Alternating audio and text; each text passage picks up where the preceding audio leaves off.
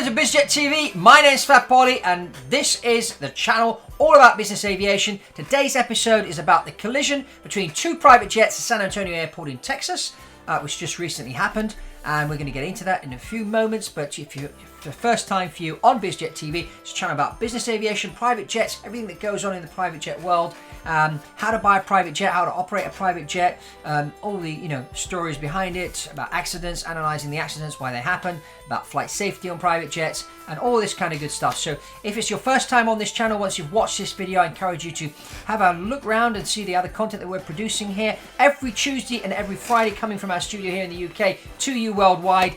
So welcome to Biz Jet TV, and please give us a thumbs up at the end of this episode and comments below, please. We love to hear from you, and we love the commentary and the chit chat that's going on below the videos. But let's get into today's episode. So what happened? We had a private jet. It was actually a Cessna Citation CJ3 flying from Silicon Valley, San Jose Airport to San Antonio. The airplane was operated by one pilot. There was a mechanic on board as well, and two passengers. The plane landed on runway 13 right, vacated the runway. The pilot called the tower and asked for the phone number of the service center, the Cessna Citation Service Center. This is interesting. And then as they were taxiing to the Citation Service Center, the CJ3 collided, as you can see, with a parked Citation Encore. Fortunately, nobody was hurt. Nobody died. Nobody was hurt. But obviously, now these two airplanes are pretty much of a write-off. It's going to be difficult for them to, repair and whatever. And of course, even if they do repair, because there's going to be damage history on the airplanes, the value of the airplanes is going to go down. And then the other factor, which is important, the owners of both airplanes no longer have their airplanes available until they're going to be repaired, if they're going to be repaired. So, as I always say to people, when you're buying a private jet, you're not buying a jet, you're buying time. And now, because these two airplanes collided, the time has gone out the window. So, what could have possibly happened? Now, I know it's early days, but looking at the transcript of the air traffic control, seeing what happened, it's the fact that it was single pilot operated. Now, who was operating the airplane? This is a consultancy company, okay? And the guy that owns a consultancy company, obviously very successful consultant, because if he can own his own private jet and operate his private jet, he must be a good consultant.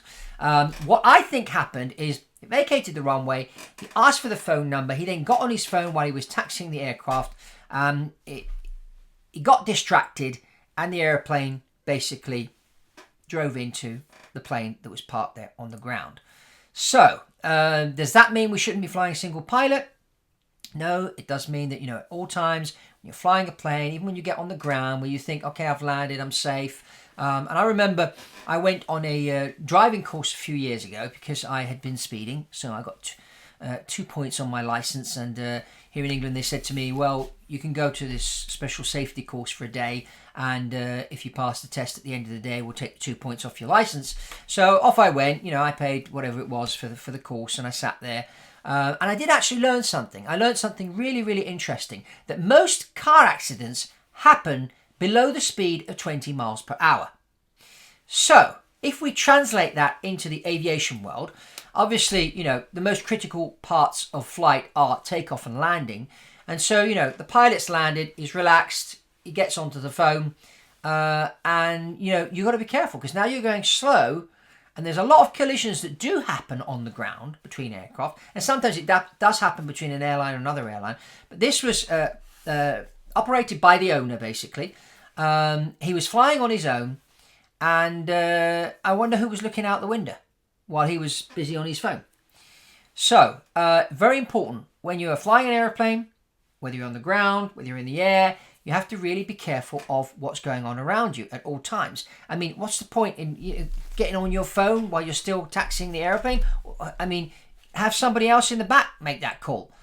Both pilots should be on it. And, when I'm flying, I always ask the co-pilot, I say, especially when you're on the ground, I said, is it clear right? And then if it's clear right, it gives me a thumbs up. So that's really, really important. And I check, see, is it clear left? You want to make sure that you're not going to bump into anything. So this is what I think happened here. The guy got on his phone, then suddenly looked up, and before he knew it, he slammed into another airplane. So this is not a good thing that happened. but these things do happen, and it's important to understand why these accidents and incidents do happen, because then it allows us to sort of build in a system to prevent this from happening again. So this is my take on what happened there at San Antonio Airport, collision with these two aircraft. Good thing is no one got hurt, but again, these two airplanes today can't fly, and unfortunately that's not good for the various owners and operators of these aircraft. So that's all from me on this episode. So ping below your comments, give us a thumbs up, and that's all from Fab Poli at Biz Jet TV, and I'll see you on the next one.